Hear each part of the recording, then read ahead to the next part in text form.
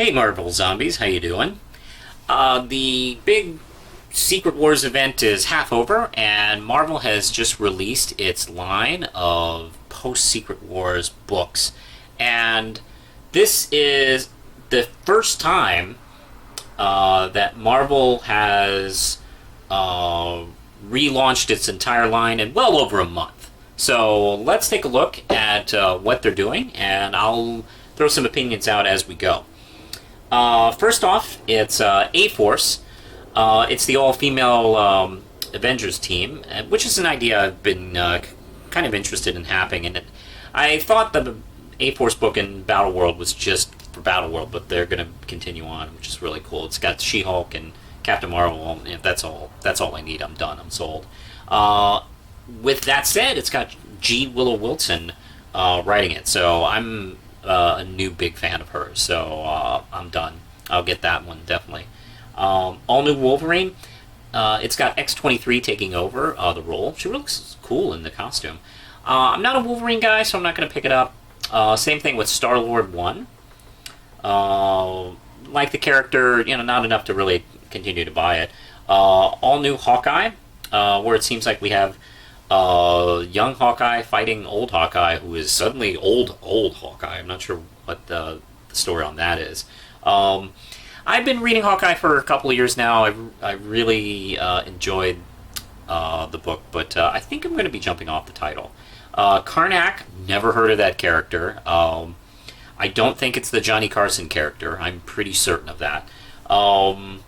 It's by Warren Ellis, so that has me thinking probably might be interested. I have to hear reviews on that one.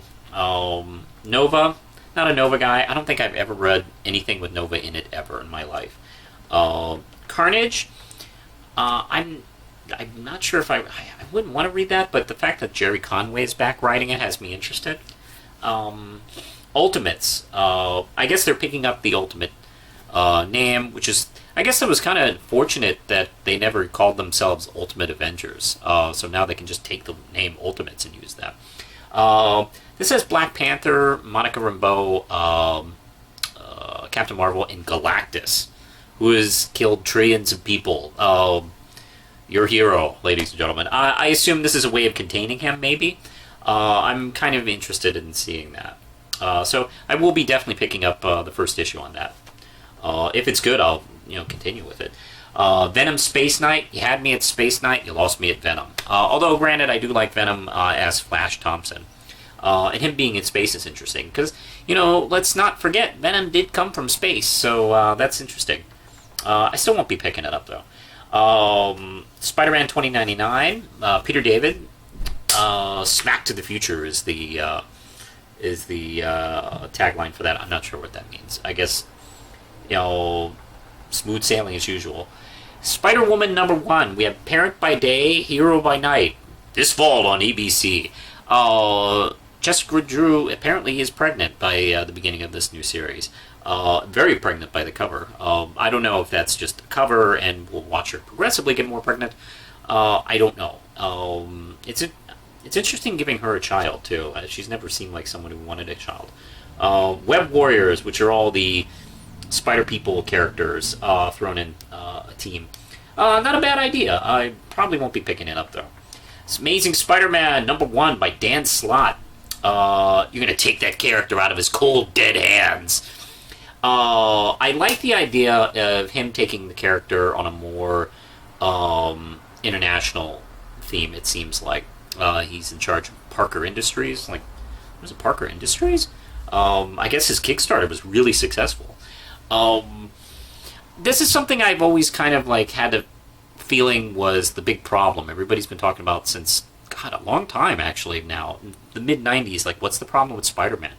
I think the problem is Marvel didn't want to grow the character anymore. I think they wanted to freeze him as a young guy,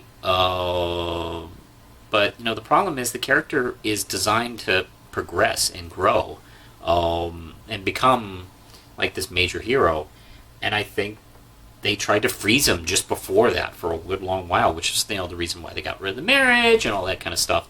So I still have my brand new day ban going on for myself. But this does have me curious. Daredevil #1, Charles Soule, Ron Garney, done. Buying it. I will always buy Daredevil. The fact that they have him and Gambit working together is interesting. And Charles Soule was actually my #1 choice to replace Mark Waid. He wrote a terrific, short-lived, and criminally canceled She-Hulk. He had Matt Murdock show up in that book, which was really good. His take on Daredevil was really good. So I'm very excited about this one. I have no problem with the black and red suit. People are screaming like, "Oh no, Shadowland!" Like, the problem with Shadowland was not the costume. The costume was fine. The whole making him possessed by a demon thing was the thing that made the story stupid. Let's see. I will be buying that, no problem. Howling Commandos of S.H.I.E.L.D., not really interested. Nick Spencer is writing AntMan #1. Good for you, AntMan. This is a good year for you, but I probably won't be picking up the book. Here's the thing. The Ant-Man comes out, and it's awesome, and I love it. I'm not going to pretend I've always been an Ant-Man fan. Although it's nice that the Wasp is in the book. I like the Wasp. Silk, I really don't know anything about the character. I know the tagline is the Sinister Silk, which she might be taking a turn for the dark side or something like that. It's one of those books where if everyone tells me it's awesome, read it, I'll pick it up. Spider-Man #1. Hey, wait, didn't we just talk about that? No, Miles Morales is now in the Marvel Universe. And Brian Michael Bendis and Sarah Pichel, his creators, are going to take him aside and go, "Ha ha ha ha, you're stuck here." And we're going to watch him, I guess, kind of adjust to being in the Marvel Universe. Like I said, I have a ban on Peter Parker Spider-Man. That might not apply to Miles Morales, so that might be my way into a Spider-Man book. Let's see. Uncanny Avengers. I don't think I'll be picking up that book. Uncanny XMen. Colin Bunn. Greg Land. Not a big Greg Land fan. I don't know. I might not pick it up. All New X-Men, which is the continuing adventures of the original X-Men. Let's see. I'm a little surprised they're going to continue that. I always kept feeling like they were going to eventually go back to their own time, but they're still in the present. Extraordinary X-Men by Jeff Lemire and Roberto Ramos. I like the team, but I don't know if I'm going to pick it up. Old Man Logan. Logan's back, and he's older than ever. And I think that's the X-Men books for the time being. I'm hopeful to see so many X-Men books as part of this, because there's been a lot of hand-wringing and fear. And, to be honest, I'm a little worried, too, about what Marvel was doing with its X-Men books, because of that whole feud they got going on with Fox, which is ridiculous. It's like, no, I mean, the X-Men makes you lots of money. Keep publishing those books. But it looks like they're still pushing the books. So I'm hopeful that this will continue. If you're an X-Men fan, hey, pick up the X-Men books. Show the love. New Avengers, and let's see. I need an image here. What's New Avengers looking like? Oh yeah, that's a team of people. Let's see. I'm not really familiar with all these characters. Although that looks like, I wonder if that's Squirrel Girl in there. Let's see. I might not pick that up. Sam Wilson, Captain America. Not really digging Captain America lately, so I won't be picking that up. Guardians of the Galaxy, same thing. Scarlet Witch is interesting. James Robinson is writing that. James Robinson is either remarkably Neil Gaiman-ish brilliant or not. So, I don't know. I'm curious about him doing Scarlet Witch. It's an interesting choice. Spider-Gwen. I picked up the first couple issues. Of course, we got a new Spider-Gwen #1. That's another thing. They're doing a couple of these new #1s after books that just came out 2-3 months ago. They're pulling a new 52 on this. And I'll probably pick up this #1. I'm sure it'll be as good as the previous Spider-Gwen #1 from a few months ago. Angela, Neil Gaiman's character. Angela, Asgard's assassin, AAA. So if your car breaks down, Angela will show up and help you. Drax, not a big Drax guy, so I probably won't be picking that up. Miss Marvel, I'll definitely be picking it up. G. Willow Wilson is back. There's a couple artists on the book. Let's see, the regular artist and working with Tashigi Mezuan. I'm not familiar with that artist. I assume that the art will just keep looking great. This is one of those books that Marvel is doing that this is pretty much no major change. This was one of those books that were just, whether or not they were going to do Secret Wars or not, is going to continue. So I'm glad they're not interrupting this book. So I'll definitely be continuing to pick up that series. The cover art I've seen of it looks pretty awesome. Deadpool, not a Deadpool person. Same thing with Howard the Duck. Yes. I love how the tagline on that is, yes, again. Like, okay, good, thank you. Chip Zdarsky, it's ridiculous that, you're having a new number one after just a couple months. Squadron Supreme, I never read 1 second of Squadron Supreme. I know they have their fans, so good luck to them with that. Agents of S.H.I.E.L.D., I picked up the first couple of issues of the previous Agents of S.H.I.E.L.D., and thought they were pretty decent, but I don't think I'm going to keep picking it up on its own, because I picked it up just out of curiosity to see what they would do with issue 1, and I wasn't going to pick up issue 2, but they had Miss Marvel in it, so I was like, okay, let me get that. I don't think I'm going to keep up with the book, so that's that. The Mighty Thor,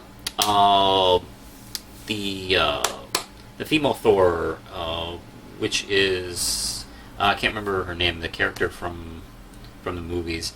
She's continuing in that mantle after the whole Secret Wars thing. Vision is getting his book, and this might be his first ongoing. I'm not sure. I feel like he's had some miniseries. I don't think he's had an ongoing before. Captain Marvel, definitely back buying Captain Marvel without Kelly Sue DeConnick, which is sad. But Tara Butters and let's see, Michelle Freisica. I don't know. I can't pronounce it. The showrunners of the Agent Carter show are writing it. That has me really excited. They're terrific writers, and I'm sure they're going to do a great job. I always have a little concern though when Marvel or DC picks up like a TV writer or a film writer to do an ongoing for them. Like, how committed are they going to be with that? Is it like, hey, this cool, fun, secondary job I get to do, or is it something that's a priority to them? So I hope it's a priority to them, and because if so, then this is gonna be a great year for Captain Marvel. Contest of Champions, know nothing about it, so until I know more, I probably won't even touch it. Uncanny Inhumans by Charles Soule. Not a fan of Inhumans, so I won't be touching it. All new, all different Avengers. That's Mark Waid and Adam Kubrick. Yeah, I'm going to be picking that up. That also, I believe, that has Miss Marvel on the team. Yeah, that's got Miss Marvel, Iron Man, the new Thor, Vision, Miles Morales, SpiderMan. I mean, I have to pick up that book. That's just too fantastic not to get. It's also got the Sam Wilson Captain America in it. It's got Nova in it. So, I mean, it's got a whole bunch of people, are nice, but, I wasn't going to pick up the book, so that's kind of an awesome... Yeah, that's an awesome one. I'm definitely picking that up. Doctor Strange by Jason Aaron, whose work I like, and Chris Picciolo, who I love. I've always felt Chris Picciolo should do Doctor Strange or Spider-Man. I always feel like he's a good choice for any kind of Steve Ditko character. So I might pick that up, actually. The Totally Awesome Hulk by Greg Pak and Frank Cho. I'm tempted to get it just because of that title. It's my favorite of the titles. I love that. See, the thing is, Marvel uses the same, amazing, incredible, uncanny, blah, blah, blah, all the time. They recycle them all the time. Uncanny, they've decided to pass around like a joint and have every title like use Uncanny for the time being. I love the fact that they just like, okay, the totally awesome. Like, okay, fine. I don't think I'll get it, but I entirely support picking that up. And and we're done with The Invincible Iron Man by Brian Michael Bendis and David Marquez. Interesting is I've been hearing word that Marvel is making Iron Man their anchor, their flagship book, which is mind blowing. Considering that's always been Spider-Man, or it's always been X-Men or something like that, and the fact that Iron Man, who was not a priority in the 90s. Let me tell you, Iron Man had a rough 90s. He was like almost downgraded to a B character. Then, where we'll just get somebody to do the book and who cares. Now that this is the power of the films, I mean, and Downey's performance, that he's become their flagship character. I'm still getting my mind around that. I might pick that up. I at least might pick up the first issue because I love Bendis, and him writing Iron Man I think is a really cool idea. He's written Iron Man, of course, before in the Avengers books, and I always thought he did a really good job with the character. So I'm curious to see what he does when he does the solo book. So I hope that helps. Those are my thoughts on the new 45, and I'm mostly hopeful. There's some things I'm concerned about, but it's one of those things where the more I know, the better I'll feel about it. I think that's it for now. So push the button, Lindsay.